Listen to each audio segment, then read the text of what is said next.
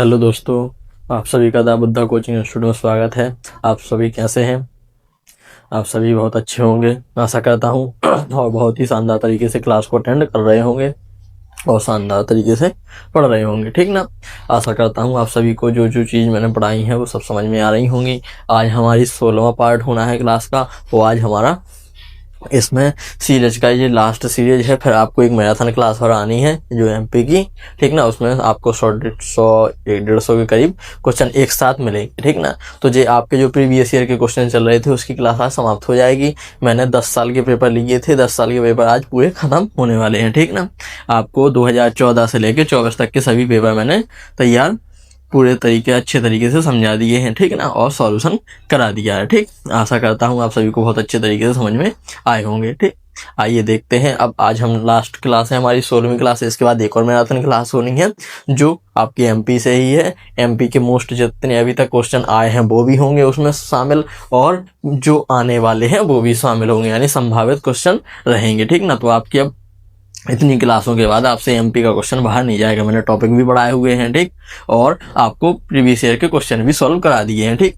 तो आइए आप सभी को अब देखते हैं। इस क्लास में भी हम अब 2014 और 2015 के क्वेश्चन लिए हैं मैंने। तो 2014-15 में मुश्किल से 4-5 क्वेश्चन ही आए थे, ठीक ना। तो मैंने 4-5 क्वेश्चन और ऐड किए हैं, ठीक। तो ये आपके संभावित प्रश्न है, ठीक। आइए देखते हैं। आप पहला क्वेश्चन है, थोड़ा आज बोर्ड पर साफ दिख रहा होगा, शायद क्या है लाइट नहीं है तो इस वजह से थोड़ा दिन के बना रहा हूँ क्लास, तो फ्लैक्चुएशन घल रहा होगा, ठीक। देखते हैं कि साफ दिख रहा है कि नहीं दिख रहा है। बाकी बोर्ड तो साफ दिख रहा होगा, ठीक। आइए देखते हैं फिर। पहला क्वेश्चन आपका लिखा है, सन 2014 का नोबल शांति पुरस्कार किसको दिया गया था, ठीक ना। तो जो 2014 में शांति के लिए नोबेल पुरस्कार दिया गया था वो किसे दिया गया था? तो वो दिया गया था कैलाश सत्यार्थी को। किसको दिया गया था?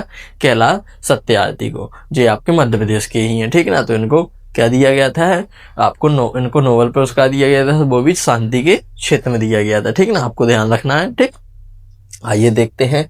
तो आपको याद रखना है, क्या नाम याद रखना है? कैलाश सत्यार्थी, ठीक।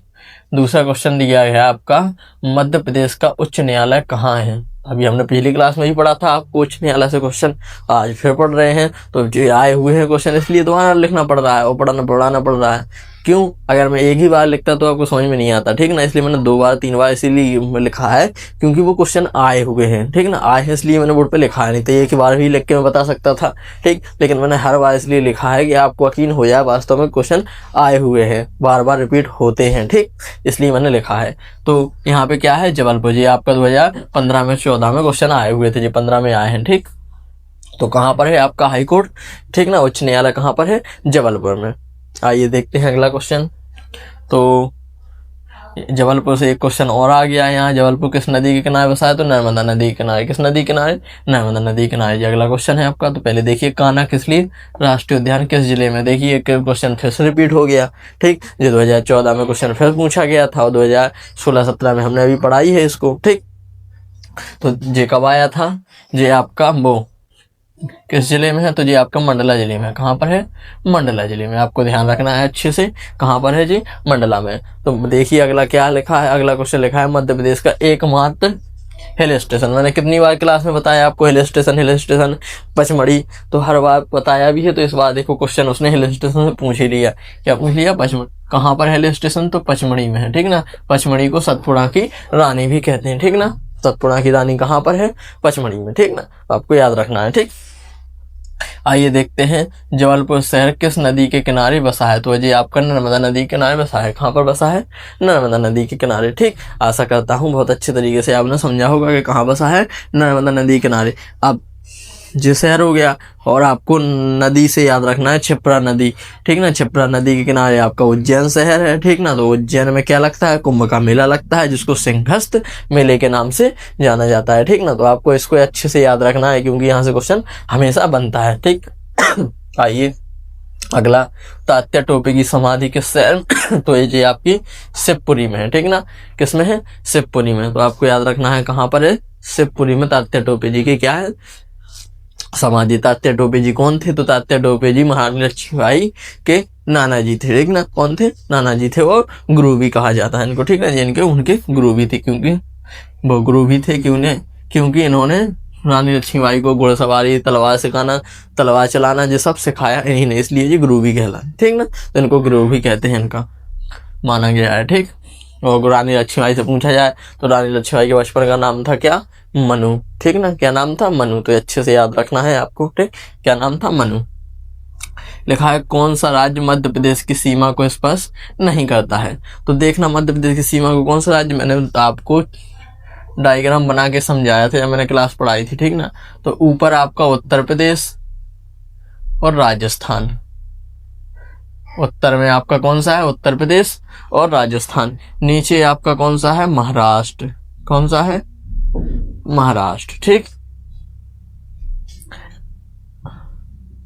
इधर कौन सा है आपका? छत्तीसगढ़। कौन सा है? छोटा लिखना पड़ेगा, छत्तीसगढ़, ठीक। पूर्व में है आपका छत्तीसगढ़, यहाँ है आपका गुजरात। कौन सा है? गुजरात, ठीक। तो जो मैंने आपको बताए थे कि जो 5 राज्यों से आपकी सीमा लगती है, उनमें देखना आप इनमें कौन कौन नाम दिए गए हैं। देखना महाराष्ट्र से लगती है, छत्तीसगढ़ से भी लगती है, उत्तर प्रदेश से भी लगती है। सिर्फ एक ही राज्य है उत्तराखंड जिससे नहीं लगती। इसका सही उत्तर कौन सा होगा? उत्तराखंड। तो आपको उत्तराखंड याद रखना है कि उत्तराखंड से मध्य प्रदेश की सीमा नहीं लगती है, ठीक ना। तो आपको यहाँ से मैंने जिले भी पूछ लिया जाएगा। पूर्वी जिला पूछ ले तो आपको कौन सा है? सिंगरौली। मध्य प्रदेश का पूर्वी जिला सिंगरौली, ठीक ना। और दक्षिणी कौन सा है? तो बुरहानपुर। कौन सा है? बुरहानपुर। उत्तरी कौन सा है आपका? भिंड। कौन सा है? भिंड। और आपका यहाँ पे पश्चिम में कौन सा है आपका? अलीराजपुर। कौन सा है?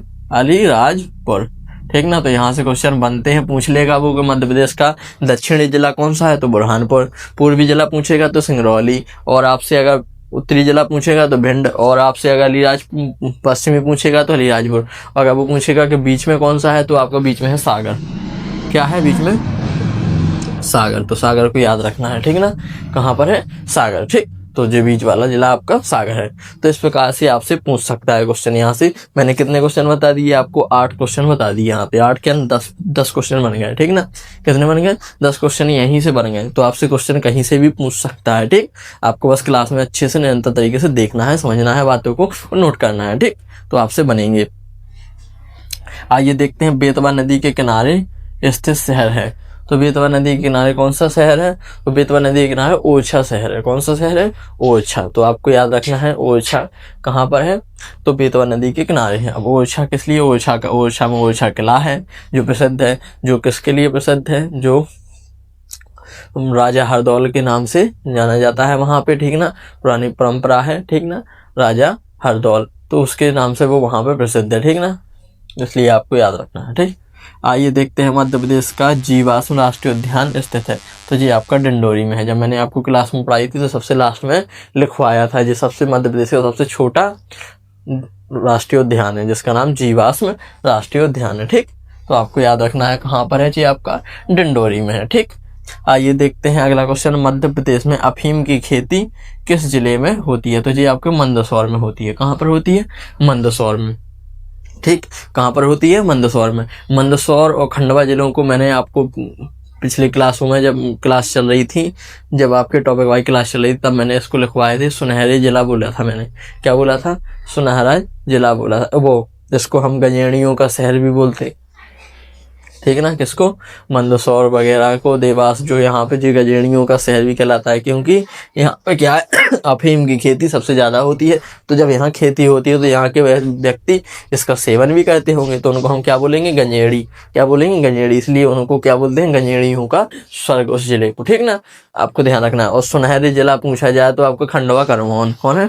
खंडवा खरगोन सुनहरे जिले हैं। कैसे हैं? वहाँ पे पटसन ऊन की खेती ज्यादा होती है, ठीक ना। तो उसके लिए क्या बोलते हैं? सुनहरा जिला बोलते हैं। पटसन से बनता है तो, ठीक ना, सुनहरा रेशा बनता है, इसलिए उसको सुनहरे जिला बोलते हैं, ठीक। आइए 11वां क्वेश्चन देखते हैं। प्रसिद्ध ध्रुपद गायक कुमार गंधर्व किस स्थान से संबंधित है? जी आपके देवास से। कहाँ से संबंधित है? देवास से, ठीक ना। तो आपको याद रखना है देवास से। और मंदसौर से एक चीज और आपको याद रखनी है कि मंदसौर और किस लिए प्रसिद्ध है और यहाँ क्या था? तो मंदसौर जो रावण है एकमात्र स्थान है मध्य प्रदेश का, जहाँ पे पूरे भारत का भी कह सकते हैं मध्य प्रदेश का, तो मैं कहूँगा मध्य प्रदेश का एकमात्र स्थान है जहाँ पर रावण की पूजा होती है, वो है आपका मंदसौर ही है। कौन सा है? मंदसौर। क्यों इसलिए होती है यहाँ पे? क्योंकि जो रानी रावण की पत्नी थी मंदोदरी, वो यहीं की थी, ठीक ना। उनका मायका कहाँ पर है? आपका मंदसौर में है। कहाँ पर है? मंदसौर में। अब जब मंदसौर में उनका मायका है तो रावण वहां के क्या लगेंगे? दामाद जी लगेंगे। क्या लगेंगे? दामाद। ठीक, तो दामाद लगेंगे तो वहां के लोग उनको क्या कहेंगे? तो दामाद कहेंगे, तो वो अपने दामाद को क्या करेंगे? पूजेंगे नहीं। तो इसलिए वहां पे मान्यता है कि वो वहां के लोग इनको अभी भी वहां पे दामाद के तौर पर मानते हैं और वहां का भी अपने राजा ही मानते हैं, क्योंकि वो राजा थे, ठीक ना। सभी वेदों का ज्ञान था रावण को, इसलिए वो आज भी वहां पे अगर पूछा जाए मध्य प्रदेश में कहाँ पर रावण की पूजा होती है, तो आपके मंदसौर में होती है, ठीक ना। तो जो उनकी रानी का नाम थी मंदोदरी, वो कहाँ से थी? मंदसौर से ही थी, मध्य प्रदेश की। ठीक, आपको ध्यान रखना है अच्छे से। ठीक, आइए, प्रसिद्ध ध्रुपद गायक कुमार गंधर्व किस स्थान से संबंधित? तो जी आपके देवास से संबंधित है, ठीक ना। कहाँ से संबंधित है? देवास से। तो देवास से आपने कल भी क्वेश्चन पढ़ा था, तो देवास में क्या है आपका? यहाँ पे सिक्के छपने का कारखाना है, ठीक ना। क्या है? बैंक नोट प्रेस, ठीक ना। क्या है? Bank note press. यहाँ पे क्या छपते हैं? पैसे, सिक्के छपते हैं, ठीक ना। वो कहाँ पर है? मध्य प्रदेश की एकमात्र जगह है वो देवास। कहाँ पर? देवास में। ठीक, आइए अगला लिखा है मध्य प्रदेश का प्रथम पर्यावरण न्यायालय कहाँ पर स्थित है? तो जी आपका कहाँ पर है? भोपाल में। कहाँ पर है? भोपाल में। जो आपका वन विभाग है, ठीक ना, जो इसका पूरा लेखा जोखा सब पर्यावरण से संबंधित जितने भी जो भी न्याय होगा, प्रथम पर्यावरण न्यायालय कहाँ पर था ये पूछा है, वो अभी भी भोपाल में ही है, ठीक है। कहाँ पर है? भोपाल में, ठीक ना। तो इस प्रकार से हमने 12 क्वेश्चन लिए थे, जिसमें से आपके ऊपर के जो 7 क्वेश्चन जो दिए हैं वो आपके 2014-15 के हैं, ठीक। बाकी जी मैंने आपको क्वेश्चन प्रीवियस ईयर की नहीं है जी, ठीक ना, लेकिन आने की संभावना है। ये पुराने पेपरों के क्वेश्चन ही हैं और पहले के, ठीक ना, 2014 से पहले के क्वेश्चन है जी, ठीक ना। तो मैंने जिस ये भी उठा ली मैंने, लेकिन डेट नहीं डाली है कब का है, 2014 तक के बहुत है, 10 साल के बहुत होते हैं, ठीक ना। तो आपको यहीं से क्वेश्चन आएंगे जी। आपके संभावित प्रश्न है, यहाँ से क्वेश्चन जरूर बनेगा, ठीक ना। आपके कोर्स का ही है, बाहर का नहीं है कुछ, ठीक ना। तो अभी ऐसे ही क्वेश्चन, जैसे मैंने एग्जाम्पल के तौर पे लिख दिए थे, ठीक ना, कि ऐसे ही क्वेश्चन अभी और आपको अगली क्लास में मिलने हैं, ठीक ना। एक साथ मिलेंगे, वो आपको वीडियो बन के मिलेंगे, ठीक ना। ऐसे बोर्ड पे नहीं मिलेंगे, मैं आपको कॉपी में लिख के ही बताऊंगा, ठीक ना। आप मेरे पास पूरे क्वेश्चन लिखे हुए हैं, ठीक, और मेरे पास किताब से है, तो किताब से मैं वहां से छांटूंगा, फिर उस हिसाब से आपको कराऊंगा, ठीक ना। तो आपको 100 क्वेश्चन आपको उससे उपलब्ध हो जाएंगे। तो टोटल आपको 200-250 क्वेश्चन पर्याप्त हैं आपको, सिर्फ किसके लिए? एमपी के हैं अभी ये।